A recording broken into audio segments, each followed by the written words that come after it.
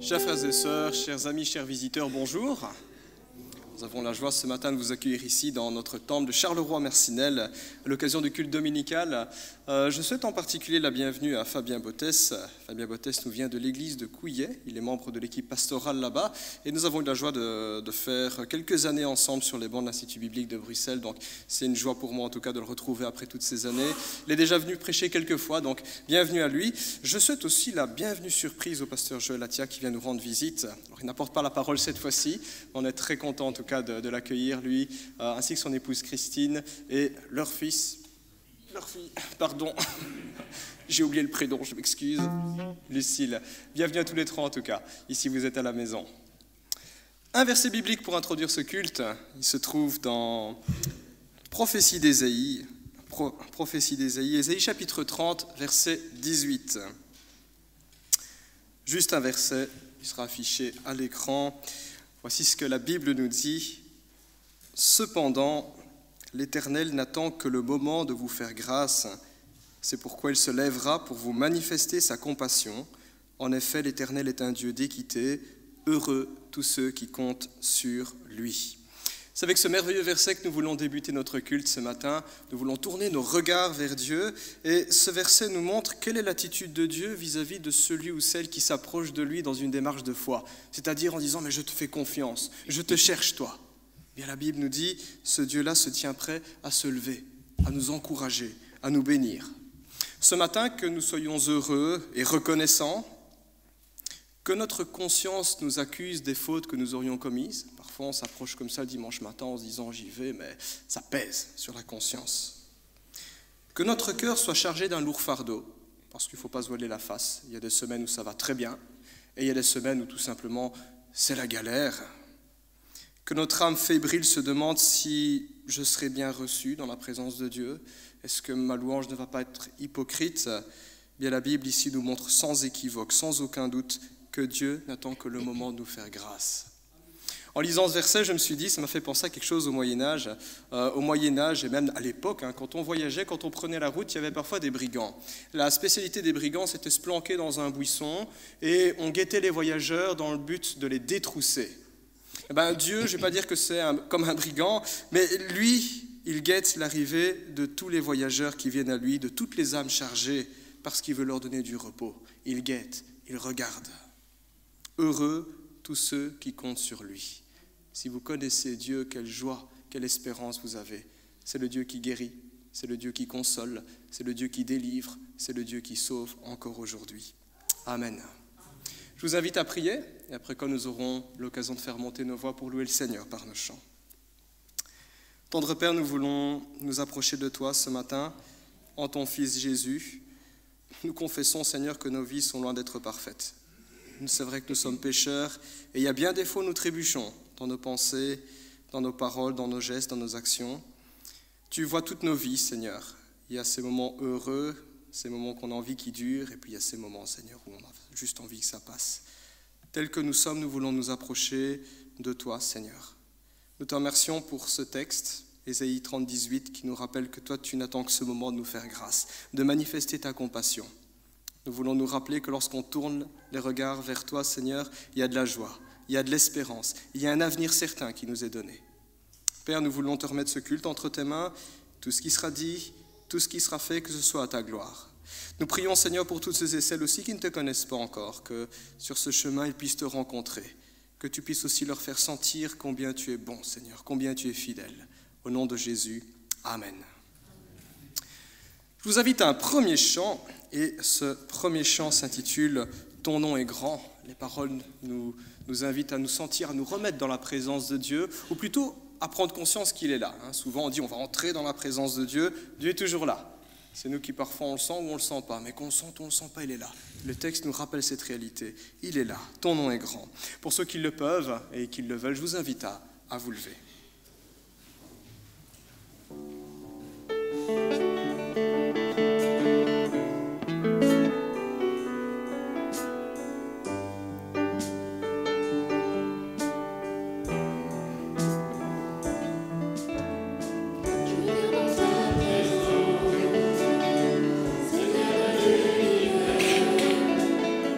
Que le plus important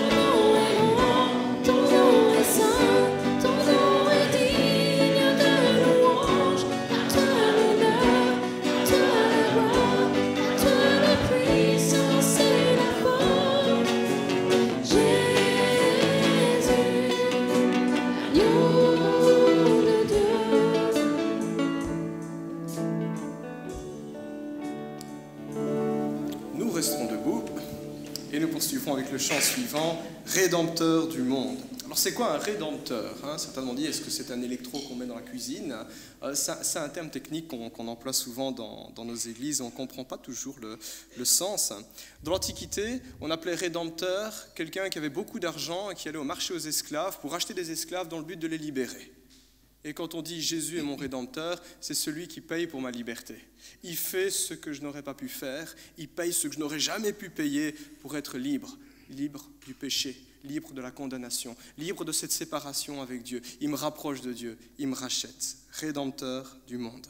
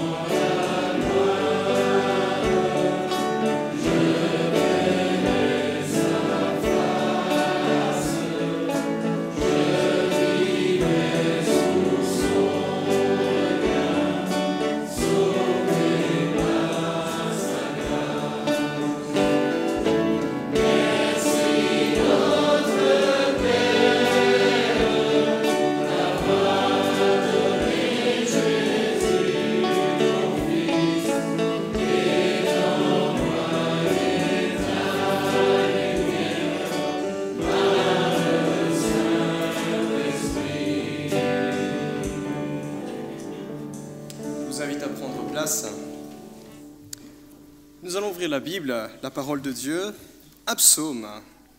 Psaume chapitre 32. Psaume 32. Alors j'aime bien le répéter à chaque fois que je lis un psaume. Certains vont dire que le pasteur y radote. Bah oui, à force de répéter, on apprend, on mémorise. Les psaumes sont des prières, ce sont des chants. On n'a plus la partition, mais on a encore les paroles.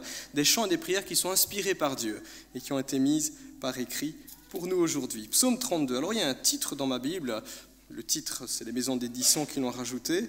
Le bonheur du pécheur pardonné.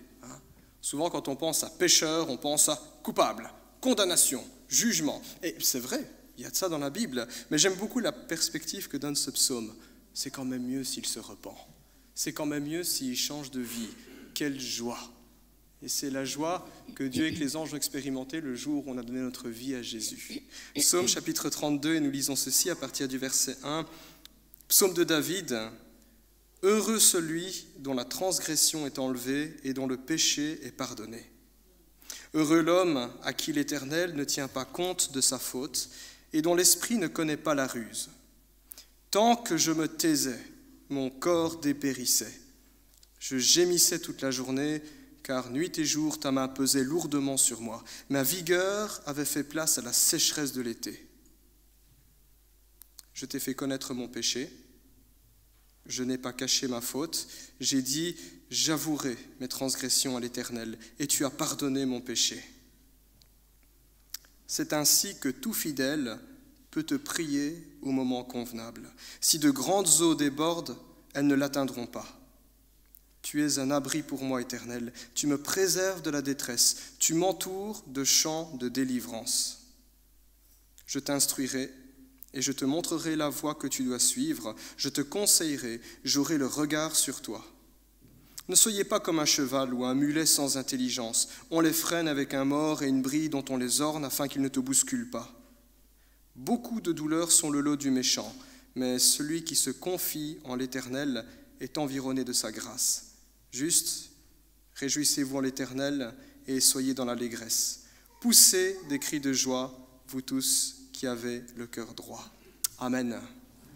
Je vous invite à continuer à louer le Seigneur par les chants, et le chant suivant s'intitule « La force est en Christ ». Un chant qui nous rappelle que tout repose sur lui. Je n'y vais pas avec mon intelligence, mes capacités, mais nous sommes appelés dans une démarche de foi à nous reposer sur lui. La force est en Christ. Je vous invite à vous lever.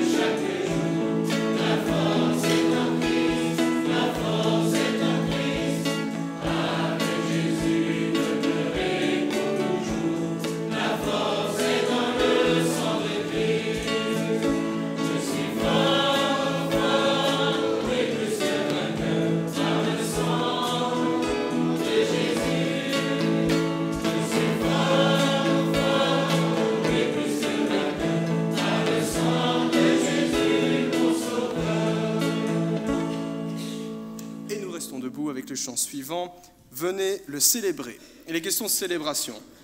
Et dans la vie, il y en a des célébrations, les anniversaires, les mariages, les étudiants qui ont terminé leurs études, qui ont leur diplôme, on célèbre ça. Et la plus grande et la plus belle des célébrations pour nous les chrétiens, c'est l'amour de Dieu manifesté en Jésus-Christ, sa mort, sa résurrection, son retour, sa présence dans nos vies. Venez le célébrer.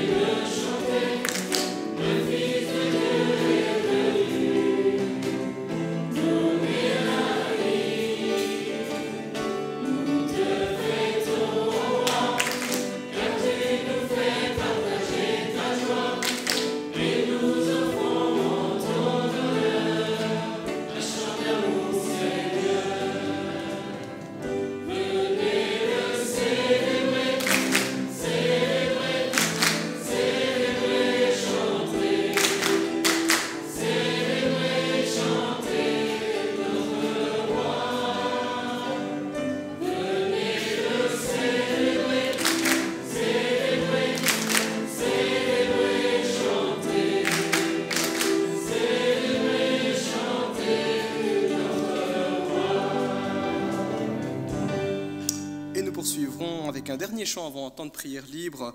Le chant s'intitule « Entends mon cœur ». Vous savez, il y a parfois des choses qu'on aimerait dire, ça bouillonne dans le cœur, mais il n'y a pas de mots qui viennent. Et la Bible nous dit que Dieu voit ce qui se passe dans notre cœur. Saint-Esprit qui sonde toutes choses l'exprime, des soupirs inexprimables, et Dieu le comprend. Et c'est ce dont ce chant nous parle. « Entends mon cœur ».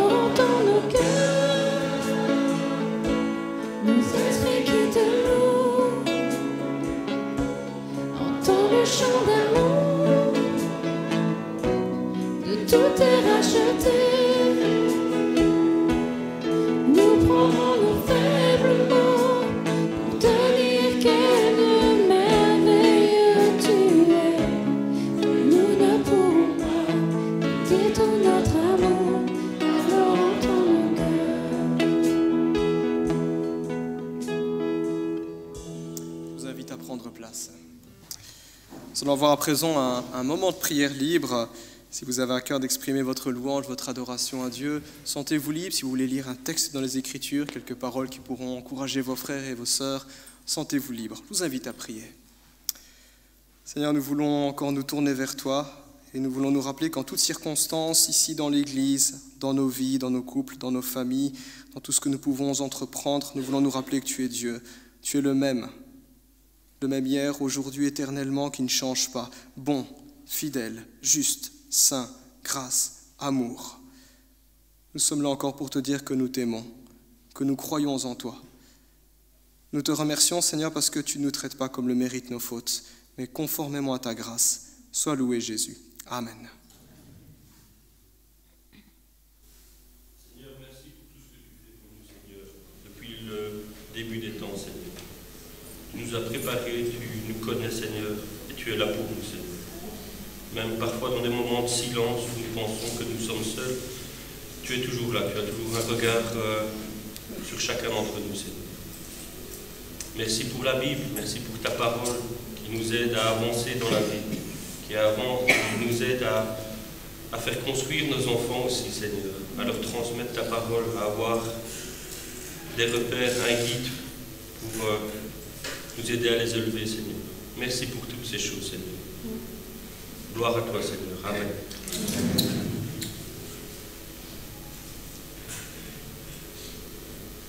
Seigneur, je veux juste te dire merci, te dire tout mon amour. Amen. Amen.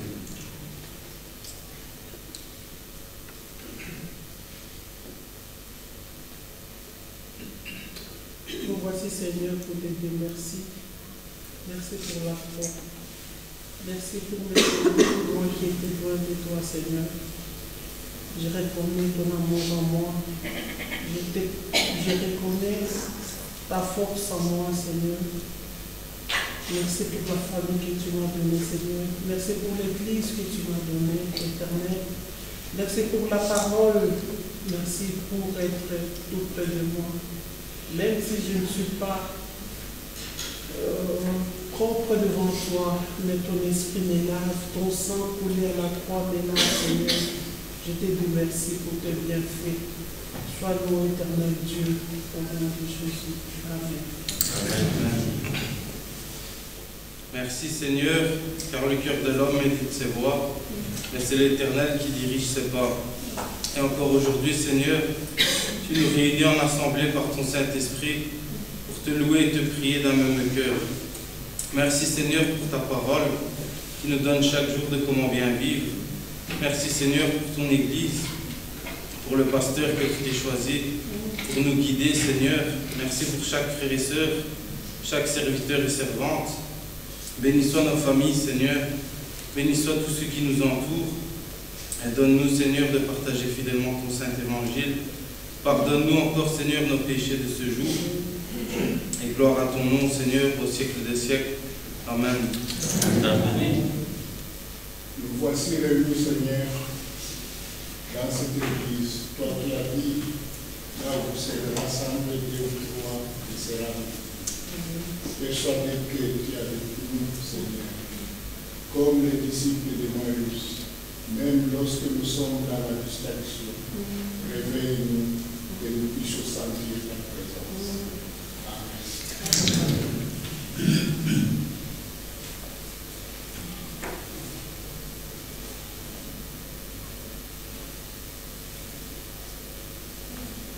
Rien ne pourra nous séparer de l'amour de Dieu manifesté en Jésus-Christ, notre Sauveur. Amen. Frères et sœurs, avant de céder la parole à notre frère Fabien qui nous apportera la parole ce matin, je vous invite encore à entonner un chant. Et le chant s'intitule « Purifie mon cœur ». Dieu dit « Garde ton cœur plus que toute autre chose, car de lui jaillissent les sources de la vie ».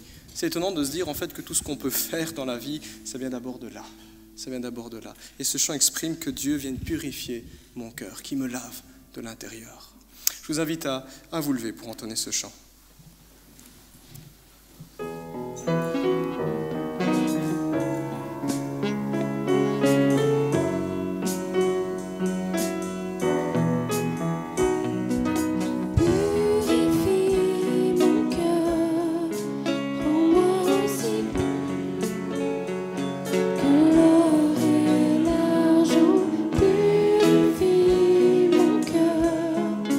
Rends-moi aussi pur.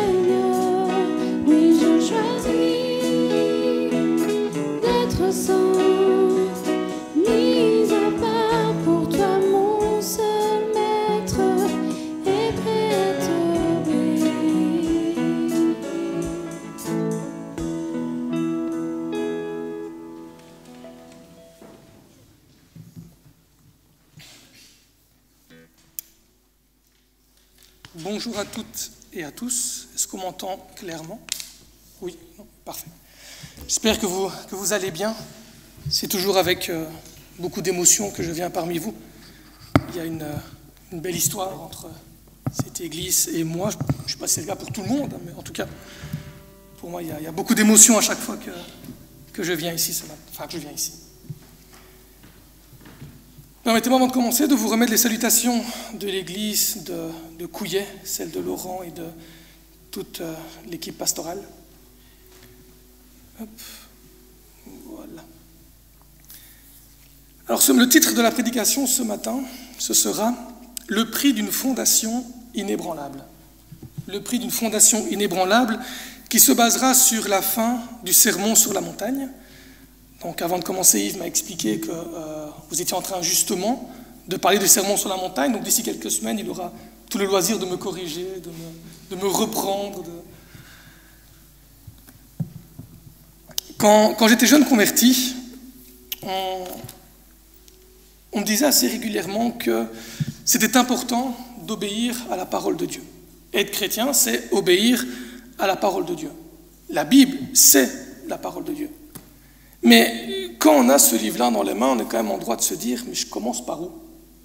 Je veux bien obéir, mais je dois commencer où? C'est quoi obéir à la parole de Dieu? Et puis un jour, je suis tombé sur le sermon sur la montagne, et là, mes yeux se sont ouverts. Pourquoi? Parce que le sermon sur la montagne, vous le savez sûrement, mais permettez-moi de suivre mes notes quand même. Le sermon sur la montagne, c'est à cet instant que Jésus va enseigner tous ceux qui se sont mis à le suivre. Il monte sur la montagne pour enseigner à cette foule en leur disant justement ce qu'est un vrai disciple. Autrement dit, Jésus va prendre le temps d'expliquer ce qu'est un chrétien et ce qu'il attend de lui. Alors, nous n'avons pas besoin de lire, ce matin en tout cas, nous n'avons pas besoin de lire l'entièreté du sermon sur la montagne. Jésus a été quand même gentil avec nous. Il nous offre un résumé à la fin et une conclusion.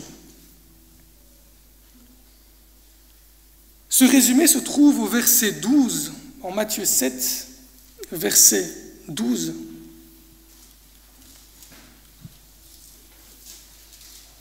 Où Jésus nous dira, Matthieu 7, verset 12, «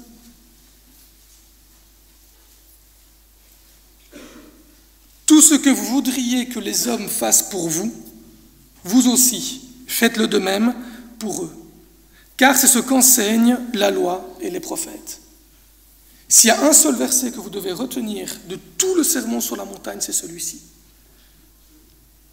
Tout ce que vous voudriez que les hommes fassent pour vous, vous aussi, faites-le de même pour eux, car c'est ce qu'enseignent la loi et les prophètes.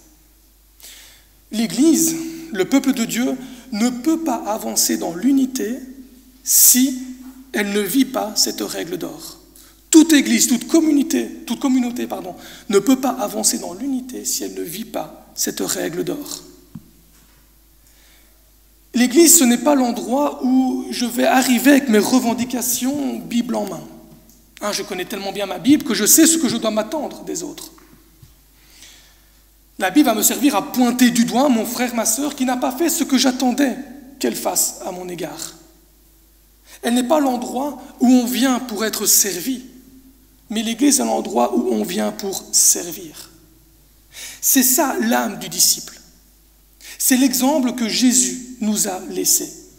Et cette règle d'or est fondamentale pour nous, car elle est le socle de toute Église.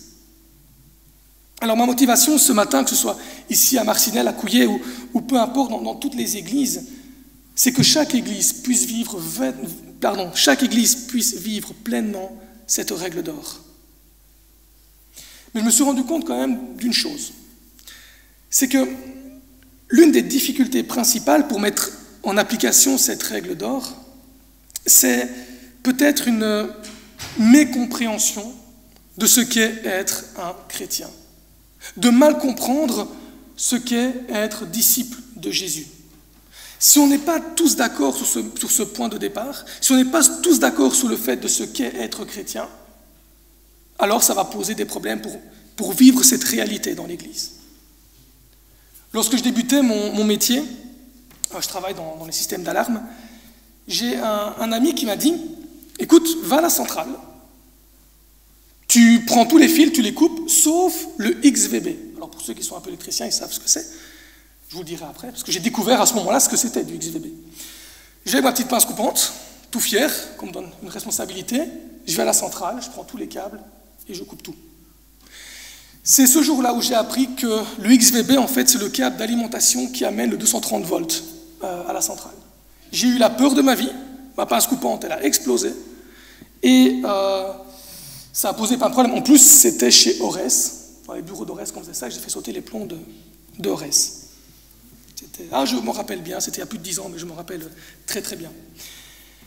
Alors pourquoi je vous raconte ça? Parce que cet ami qui m'a donné cette responsabilité, je n'ai pas pu l'accomplir parce que je n'étais pas au clair sur ce qu'était un XVB. Et ça a fait que j'ai commis une erreur. De la même manière, si on n'est pas au clair sur ce qu'est être disciple, être chrétien, ça va nous amener dans la vie, dans notre service à Jésus, de commettre aussi des erreurs, de aussi passer à côté de ce que Jésus attend de nous. Alors c'est quoi être un chrétien? On va lire ensemble Matthieu 7, les versets 13 à 27. Matthieu 7, versets 13 à 27.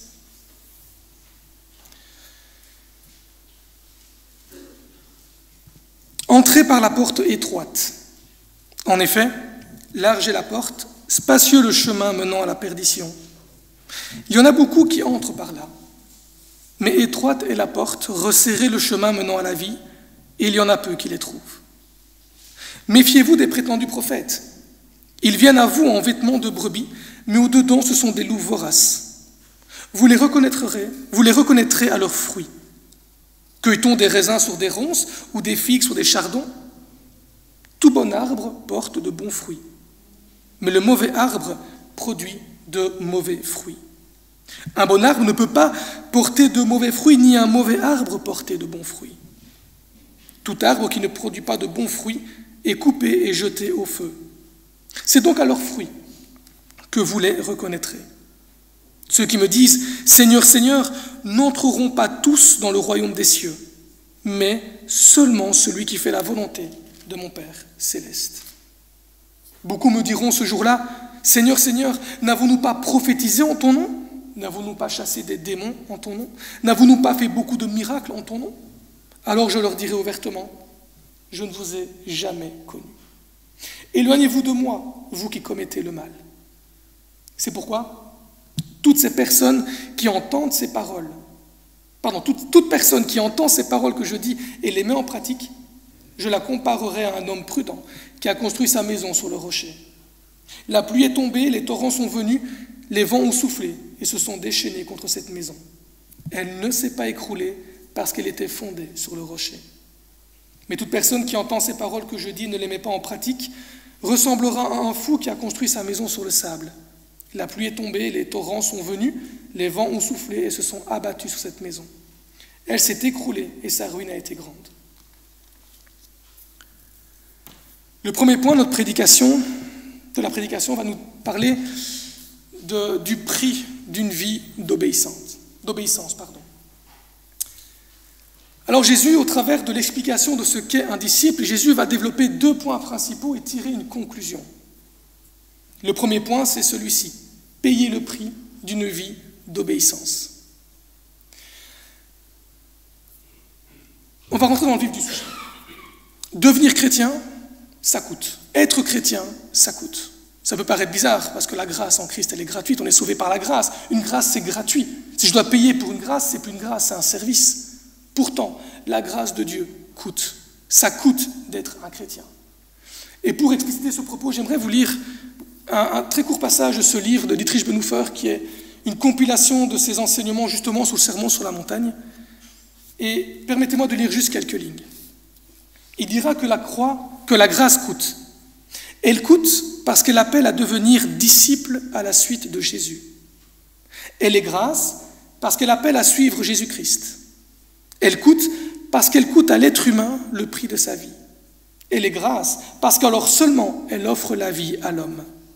Elle coûte parce qu'elle condamne le péché Elle est grâce parce qu'elle justifie le pécheur. La grâce coûte cher d'abord parce qu'elle a coûté cher à Dieu, parce qu'elle a coûté à Dieu la vie de son Fils. Parce que ce qui coûte cher à Dieu ne peut pas être bon marché pour nous. Être chrétien, ça nous coûte. Être chrétien, c'est accepter de payer le prix de la grâce. Au travers de l'image des deux portes, versets 13 et 14, Jésus nous montre qu'il y a deux choix de vie qui s'offrent à nous. Le premier, c'est la porte large, qui semble être un choix populaire. Jésus dira, cette porte large, le spacieux et le chemin, il y en a beaucoup qui entrent par là. Le second choix, c'est celui de la porte étroite et du chemin resserré. Il y en a peu qui les trouvent, dira Jésus. Imaginons que vous deviez rejoindre votre lieu de vacances. Et durant l'itinéraire, il y a deux chemins qui s'offrent à vous. Premier chemin, l'autoroute tout droit, sans limitation de vitesse. Vous pouvez mettre le cruise control. Si vous avez une voiture un peu intelligente, vous pouvez même vous assoupir un petit peu. C'est tout droit, autoroute, pas de souci, pas de tracas. Deuxième chemin, un peu plus compliqué. Il faut faire attention à l'itinéraire, on passe par des petits villages, il faut être attentif, voilà, c'est un peu plus contraignant comme chemin. Lequel choisirez-vous? Je pense qu'on est tous d'accord pour dire quand même qu'on prendrait le chemin le plus facile, le plus rapide, celui qui va nous amener plus vite à destination. Eh bien, la vie sur Terre, c'est la même chose, nous dira Jésus. Il existe deux itinéraires, deux manières différentes de vivre notre vie. Deux, pas trois, deux. Vivre avec Jésus à ses conditions ou vivre sans Jésus à nos conditions. Et il n'y a pas un troisième choix qui pourrait être vivre avec Jésus mais à mes conditions. Ça, c'est pas dans la parole de Dieu. Soit je vis avec Jésus à ses conditions, soit je vis sans Jésus à mes conditions. Être chrétien, c'est faire le choix de la porte étroite, le choix de tourner le dos au monde et de suivre Jésus, mais à ses conditions. C'est ça le prix d'une vie d'obéissance. Prenons l'exemple de Nicodème. Nicodème est un enseignant juif, très connu à l'époque, très connu, très reconnu également. Et c'est d'ailleurs pour ça qu'il va la nuit, en cachette, trouver Jésus. Et lors de cette rencontre, Jésus va lui dire quelque chose de très perturbant. Il va lui dire, en vérité, je te le dis, à moins de naître de nouveau, personne ne peut voir le royaume de Dieu. Pour un chef religieux, c'était, excusez-moi l'expression, le Saint Graal, le royaume de Dieu. Leur objectif, c'était de rentrer dans le royaume de Dieu. Et Jésus lui dit, à moins de naître de nouveau, personne ne peut voir le royaume de Dieu. Alors Nicodème, il ne comprend pas. Il ne comprend pas. Il dit, comment un homme peut-il naître quand il est vieux? Peut-il une seconde fois entrer dans le ventre de sa mère et naître? Alors ça peut paraître un peu risible comme ça, mais au travers de sa mécompréhension, Nicodème a quand même compris un point important. Jésus parle de quelque chose de réel. Nous, on sait aujourd'hui que la nouvelle naissance, elle est spirituelle.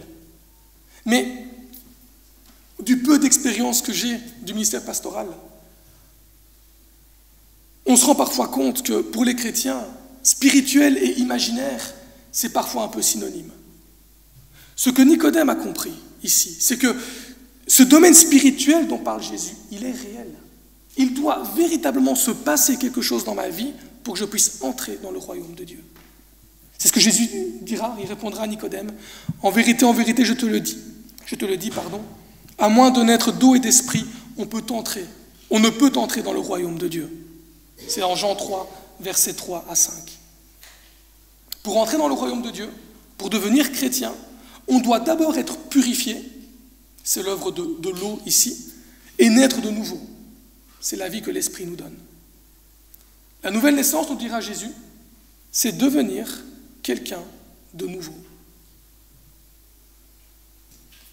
Je pense qu'on est tous plus ou moins d'accord pour dire ce que nous sommes aujourd'hui, c'est la somme de nos expériences passées.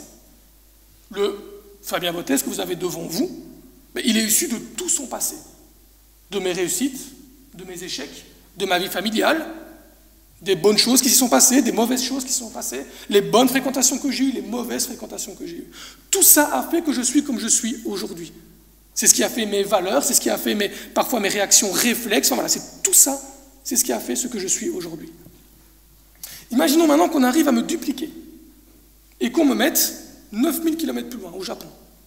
On me laisse, dans une famille japonaise, grandir pendant 38 ans. Et puis, on vous le met ici à côté de moi. Est-ce que vous aurez la même personne? Il y a quand même quelques différences notables. Physiquement, on ne sera déjà pas la même personne, ne parlera pas la même langue, n'aura pas les mêmes valeurs.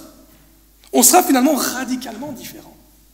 Alors, on aura une tête, 2 bras, 2 jambes, mais on sera radicalement différents. La nouvelle naissance, nous dit Jésus, c'est exactement la même chose. Je dois être purifié et naître de nouveau dans un tout autre royaume, le royaume de Dieu. Il y a un changement radical qui s'opère dès l'instant où je nais de nouveau. Je ne nais plus avec les valeurs de ce monde, je nais dans le royaume de Dieu pour laisser les valeurs du royaume m'impacter, me changer, me transformer. Hier, à Couillet, on était en train justement de... Enfin, on a eu des dégâts des eaux dans notre cuisine et on en a profité de l'intervention de l'assurance pour se dire on va réévaluer la cuisine, on va la reconsidérer. On veut en faire quelque chose de plus utile pour l'Église, de plus beau et de plus utile.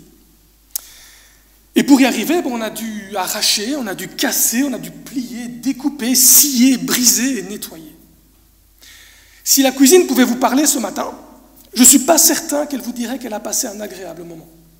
Hier, on s'est vraiment défoulé sur elle. Mais notre objectif, c'était que, dans la finalité, elle soit pratique, efficace pour l'Église. Lorsque je nais de nouveau, l'œuvre que l'Esprit va faire dans ma vie, c'est la même chose. Il va nous nettoyer, il va nous briser, il va arracher ce qui n'a plus rien à faire dans nos vies. Et ce n'est pas toujours agréable. C'est pas toujours agréable. C'est ça le chemin resserré, c'est ça la porte étroite. C'est accepter de passer par un nettoyage nécessaire pour suivre Jésus. C'est accepter de laisser l'Esprit nous transformer, nous purifier. Ça ne sera pas tous les jours agréable, mais le prix en vaut la chandelle. On le verra à la conclusion. Mais quel est le rapport avec notre fameuse règle d'or? Tout ce que vous voudriez que les hommes fassent pour vous, vous aussi faites-le de même pour eux, car c'est ce qu'enseignent la loi et les prophètes. Pour Jésus, cette règle, elle est fondamentale pour la vie du disciple. Il résume d'ailleurs l'intégralité de tout ce qu'il a enseigné sur le sermon sur la montagne par cette loi-là. Il dira, c'est ce qu'enseignent la loi et les prophètes. Prenez toute la Torah, c'est ce que toute la Torah vous enseigne. C'est ce que Dieu ne cesse de vous dire depuis des milliers d'années. C'est à ça que l'Esprit travaille en nous, pour nous rendre capables de vivre ça au sein de l'Église. Et l'apôtre Paul va reformuler ça aux Philippiens en disant que chacun de vous, au lieu de regarder à ses propres intérêts, regarde aussi à ceux des autres, que votre attitude soit identique à celui de Jésus-Christ. Être chrétien, c'est à sa maison, à l'église, peu importe, c'est considérer l'autre, les intérêts de l'autre, comme même supérieurs aux nôtres. Lorsque je viens à l'église, mon tracas, il est pour mon frère, il est pour ma sœur. Je viens le dimanche matin pour servir mon frère, servir ma sœur. Et pas attendre qu'on me donne, pas attendre, parfois avec un regard de jugement, qu'on prenne soin de moi. Mon rôle, ma responsabilité devant Dieu, c'est prendre soin, c'est servir, c'est considérer, c'est aimer l'autre au minimum, comme je m'aime moi-même. Il n'y a pas d'autre chemin pour le chrétien, il n'y en a pas d'autre.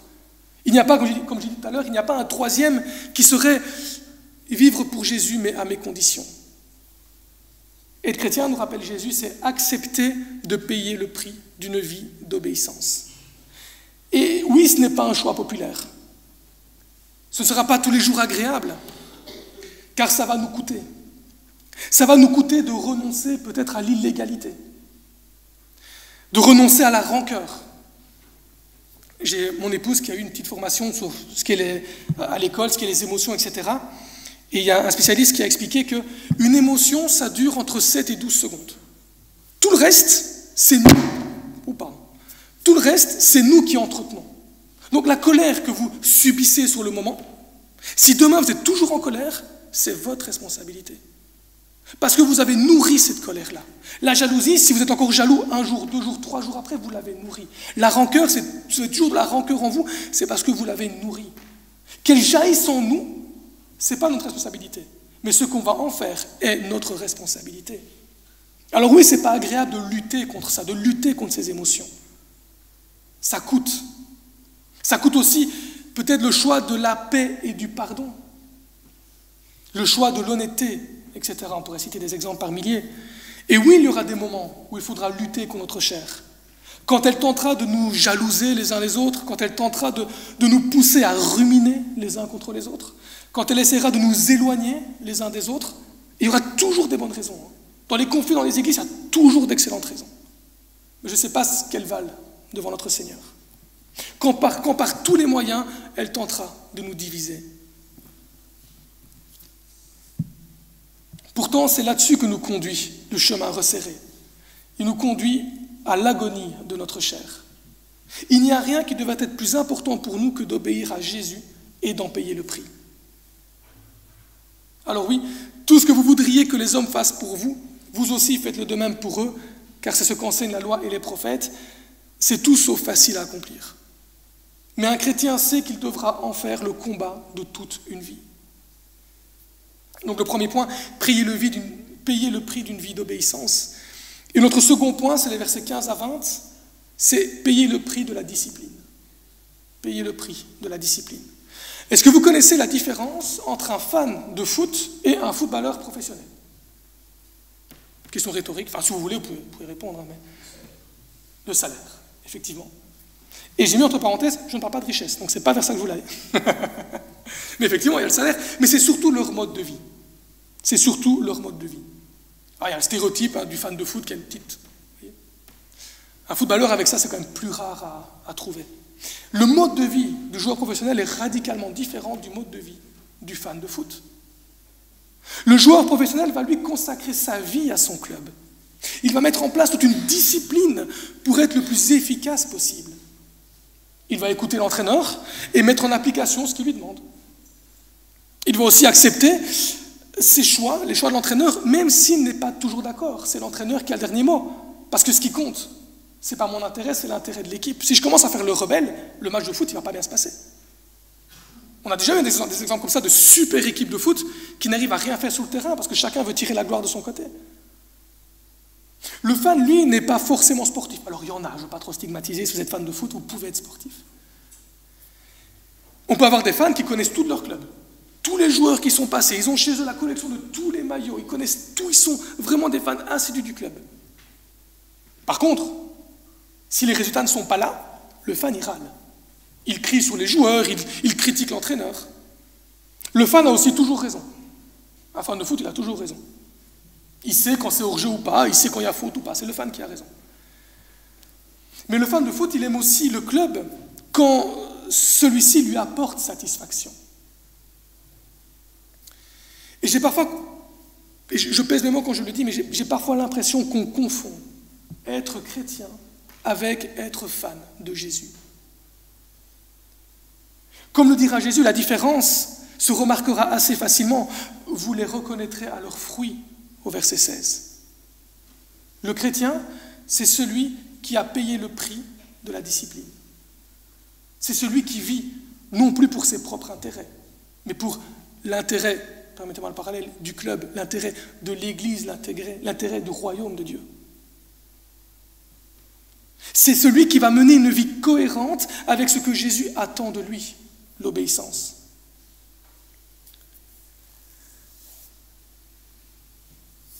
Je suis convaincu que dans nos églises, et je parle vraiment de manière générale, il y a des personnes qui se pensent chrétiennes, mais qui en réalité sont des fans de Jésus. Ils connaissent des choses à propos de Jésus. Ils savent dire ce qu'il a fait. Ils savent dire qui sont les disciples. Ce que doit être un chrétien, ils pourraient même le dire. Ils ont plein de leçons à donner. Mais leur motivation, c'est de se faire une idée de Jésus qui leur correspond au mieux. Moi, Jésus, c'est quelqu'un de pas très regardant. Ça, c'est mon Jésus. Sur ce que je fais chez moi, il ne regarde pas trop. Ça, c'est Jésus auquel je crois. Se faire une image de Jésus qui nous correspond mieux. Une idée qui soit compatible avec ce qu'on a envie de garder dans notre vie. Ils veulent rendre Jésus compatible avec leurs péchés. Ce qui compte pour eux, ce n'est pas Jésus, mais la satisfaction qu'ils pourraient avoir en suivant Jésus. Et c'est ce qu'on retrouve sur le sermon sur la montagne. Quand Jésus monte, il y a toute une foule qui le suit. Et dans cette foule, il y a les disciples, qui deviendront les apôtres, mais aussi des gens qui sont là pour leur propre intérêt, parce que Jésus fait des miracles, et qu'eux aussi vont en recevoir, parce que Jésus est peut-être pour eux le chef politique qui doit mettre hors d'Israël les Romains, comme beaucoup attendaient. Et c'est pour ça qu'à la fin, quand Jésus est mort sur la croix, beaucoup se sont écartés. Ah, finalement, ce n'est pas le Jésus que j'espérais. Lorsque dans l'Église, il y a une telle mixité, des gens qui sont là, qui sont sincères, et puis des gens qui viennent pour en profiter, alors la règle d'or que nous devons vivre devient difficile à mettre en application. Aujourd'hui, peut-être plus que jamais, l'Évangile est attaqué de toutes parts. Beaucoup essayent de le tordre pour le rendre conforme au monde dans lequel nous vivons. L'Évangile tel qu'il est dans la parole de Dieu, il est impopulaire. Nous ne devons pas nous attendre à ce que demain, toute la terre entière se mette à servir, que nos États se mettent à reconnaître la Bible comme seule autorité. La Bible est impopulaire. La vérité est impopulaire. Tant que nous vivrons dans ce monde qui est à l'opposé et qui est rebelle à Dieu, la Bible et la vérité sera impopulaire. La Bible dérange le monde. Alors beaucoup essayent de la modifier, de la changer, afin de la rendre plus acceptable aux yeux de ce monde. Il y a une vraie tendance à l'évangile à bon marché. Un évangile qui se trouverait en réalité sur le chemin large. Un évangile où le slogan serait « Le royaume de Dieu » pour l'interrogation. Entrez tel que vous êtes. Un évangile sans effort, sans changement, sans lutte, sans repentance, que de la pseudo-liberté et du charnel à souhait. Ceux qui défendent cet évangile à bon marché connaissent beaucoup de choses à propos de Jésus. Ils peuvent justifier chacun de leurs actes. Mais ils ne connaissent pas réellement Jésus. Et c'est ce que nous montrent les fruits qu'ils portent. C'est ce que nous montre leur vie. Leur manière de vivre ne correspond pas à ceux qui marchent sur le chemin étroit. Ils auront une vie dont le centre de gravité, ce ne sera pas Jésus, mais leur péché, leur propre intérêt. Et le verdict pour eux est sans appel. Jésus dira « Je ne vous ai jamais connu. Éloignez-vous de moi, vous qui commettez le mal. » Verset 23. Et c'est tragique. C'est tragique parce que la finalité du chemin large est tragique.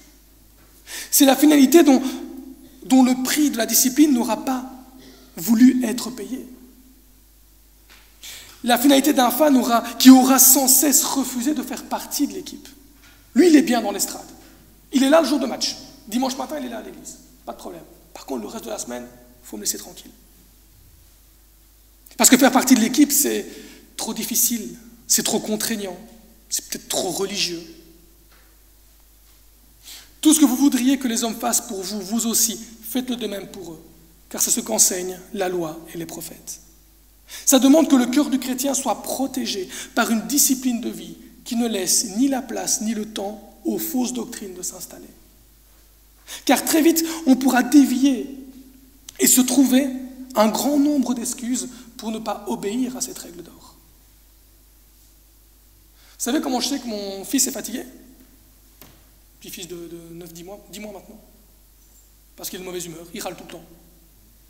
Il râle, donc il est fatigué. On le met au lit, il dort, et après il a un grand sourire quand il se réveille. Mais nous les chrétiens, parfois on est comme ça. Quand on commence à avoir un peu de rancune, quand on commence à avoir un peu de ressentiment, quand on commence à être pas bien spirituellement, c'est peut-être le signe aussi qu'on s'est éloigné de Jésus. Et qu'on laisse toutes sortes de pensées commencer à s'installer pour nous trouver aussi toutes sortes d'excuses pour ne pas vivre cette réalité dans l'église. Ouais, mais t'as vu celui-là ce qu'il m'a fait? Il m'a même pas dit bonjour ce dimanche. Je ne dirai pas bonjour dimanche prochain non plus. Et on y pense toute la semaine, et on rumine, et on rumine, et on rumine. Le chrétien devrait être... Hop, j'ai passé une ligne. La discipline pour le chrétien, elle est fondamentale. Elle est essentielle, tout comme elle l'est pour le joueur de foot. Il regarde à ce qu'il mange, il regarde les heures qu'il dort, ses temps de pause sont aussi chronométrés. Tout est une question d'équilibre et tout est précis, parce que l'objectif d'un joueur de foot est d'être efficace pour son équipe. De la même manière pour nous, notre discipline de vie doit nous permettre d'être efficaces pour Christ. Nous devons veiller à chaque aspect de notre vie pour que nous restions efficaces et à l'écoute de Dieu.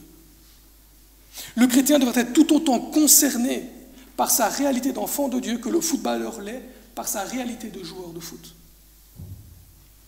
L'apôtre Pierre l'écrira en disant « Soyez sobres, restez vigilants. Votre adversaire le diable rôde comme un lion rugissant, cherchant qui dévorer. »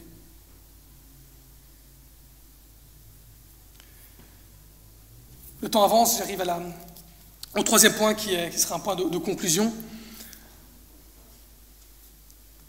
Donc on a vu les deux prix à payer, le prix d'une vie d'obéissance et le prix d'une vie de discipline. Et lorsqu'on paye le prix, on est récompensé. On est récompensé par le prix d'une véritable fondation. Ce sont les versets 24 à 27. C'est pourquoi toute personne qui entend ces paroles que je dis et les met en pratique, je la comparerai à un homme prudent qui a construit sa maison sur le rocher. On en revient encore et toujours à l'importance de l'obéissance. On n'y échappera pas. Qui entend ces paroles, qui entend les paroles que je dis et les met en pratique? Un chrétien est bel et bien quelqu'un qui écoute et met en pratique. Il n'y a pas d'autre alternative. Autrement dit, c'est quelqu'un qui connaît Jésus. Une telle personne, dira Jésus, est comparable à un homme prudent qui a construit sa maison sur le rocher. Alors, ce n'est pas facile de construire sur la roche. Ça demande des efforts, ça demande du temps, ça demande de l'argent, c'est contraignant. Par contre, construire une maison sur le sable, c'est beaucoup plus facile. Ça va plus vite, c'est beaucoup moins contraignant. Mais face à la dure réalité de la vie, que vaut une maison construite sur le sable? Quand ma vision de Jésus est celle de quelqu'un qui est là pour me servir, pour me faire du bien, mais que l'épreuve que je traverse m'anéantit, où pourrais-je alors trouver de l'aide? Serais-je alors comme ce fan mécontent en train de demander sa démission? Et qu'on lui donne quelqu'un de plus efficace? Ah, ce Jésus, j'en veux plus, il n'a rien fait pour moi. La vie peut être terriblement douloureuse et injuste. Je sais que j'apprends rien à personne en disant ça. Si nous n'avons pas de rocher sur lequel nous appuyer, quand la tempête se déchaîne, alors le vent va nous amener loin de Dieu. C'est inévitable. Tout ce que vous voudriez que les hommes fassent pour vous, vous aussi, faites-le de même pour eux, car c'est ce qu'enseignent la loi et les prophètes. Oui, Seigneur, mais et moi? Qui pense à moi? Là, moi, je suis en train de souffrir. Là, j'ai besoin qu'on prenne soin de moi. Qui pense à moi? C'est moi qui ai besoin de réconfort maintenant. Je n'ai plus la force de donner. Moi, le dimanche matin, je ne peux plus donner. Tu as vu ma vie, Seigneur? D'abord aide-moi et après, je vais donner le dimanche matin. Quand nous n'avons plus rien à offrir, c'est à cet instant que Dieu pourvoit. Quand nos forces nous quittent, c'est à cet instant que Dieu nous fortifie. Je le redis, quand on estime que ce que Dieu nous demande de faire est beaucoup trop dur, c'est à ce moment-là qu'il nous donnera le moyen de le faire et de traverser cette tempête et d'en ressortir beaucoup plus grand. C'est pour cette raison que l'apôtre Jacques n'hésitera pas à écrire « Mes frères et sœurs, considérez comme un sujet de joie complète les diverses épreuves auxquelles vous pouvez être exposés, sachant que la mise à l'épreuve de votre foi produit la persévérance, mais il faut que la persévérance accomplisse parfaitement sa tâche, afin que vous soyez parfaitement qualifiés sans défaut et qu'il ne vous manque rien. » C'est facile à dire, j'en suis conscient. Mais c'est ce que nous enseigne Jésus lorsqu'il dit « Elle ne s'est pas écroulée parce qu'elle était fondée sur le rocher. » Alors oui, et je conclus, nous n'avons qu'un seul verset à retenir ce matin. Je le redis peut-être pour la 6e fois. Tout ce que vous voudriez que les hommes fassent pour vous, vous aussi faites-le de même pour eux, car c'est ce qu'enseignent la loi et les prophètes. Mais quel engagement! Un seul verset, mais quel engagement! Quel engagement vis-à-vis de mes frères et sœurs, ceux qui sont assis à côté de vous ce matin. Quel engagement aussi vis-à-vis de mon Seigneur. Et oui, ça m'engage à payer le prix d'une vie d'obéissance constante à Jésus. Oui, ça m'engage à payer le prix d'une discipline rigoureuse. Mais c'est là le prix d'une fondation inébranlable face aux tempêtes. C'est ainsi que l'Église, et seulement ainsi qu'elle pourra être le sel et la lumière de ce monde. Je vais prier.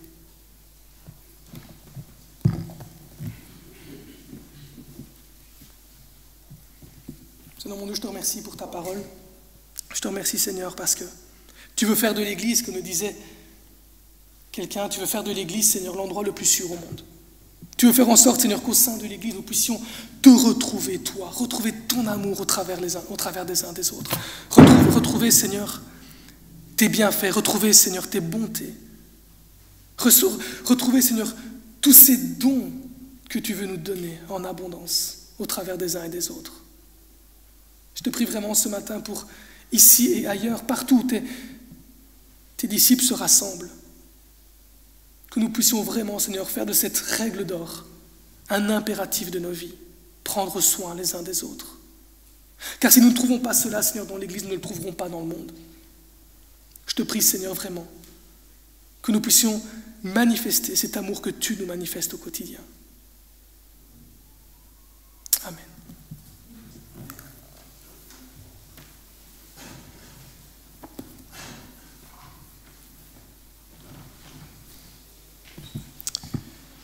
Merci beaucoup Fabien. Nous prions pour que la parole de Dieu porte son fruit dans notre cœur, que ça ne reste pas simplement une parole dans notre tête, mais je voudrais dire qu'elle prenne l'ascenseur et qu'elle façonne aussi notre vie, notre Église. Merci encore. Transmets nos chaleureuses salutations à l'Église de Couillet. Nous sommes ravis en tout cas de pouvoir collaborer avec vous, que ce soit dans le cadre régional ici à Charleroi ou au niveau de la jeunesse. Donc, salutations aux frères et sœurs là-bas. Je vous invite à poursuivre dans le chant. Le prochain chant s'intitule « Devant le trône du Très-Haut ». Voilà un chant qui nous reconduit directement à Jésus-Christ, notre avocat, nous dit la Bible, celui qui plaide pour nous. Pour ceux qui le souhaitent et qui le peuvent, je vous invite à vous lever.